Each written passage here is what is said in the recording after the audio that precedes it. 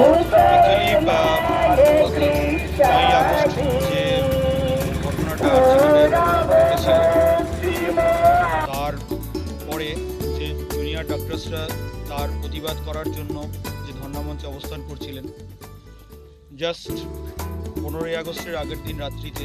যেদিন আমাদের সারা ওয়েস্ট বেঙ্গল ব্যাপী রাত্রি দখলের জন্য সবাইকে রাস্তায় নামতে হয়েছিল, সেই দিন রাত্রিবেলা যে অমানবিক যে ঘটনাটা ঘটেছিল, পৈশাচিক, এবং তার থেকেও যেটা ভাষায় প্রকাশ করা যায় না যে ঘটনাটা ঘটেছিল, সেই ঘটনার আজকে পুরো 1 মাস। সেই ঘটনাটাই আমরাকে আবার রিক্লেইম করার জন্য আজকে আমাদের এই রাত্রি জাগার রিক্লেইম অভিযান। এটা মুর্শিদাবাদ মেডিকেল কলেজের পক্ষ থেকে ওয়েস্ট বেঙ্গল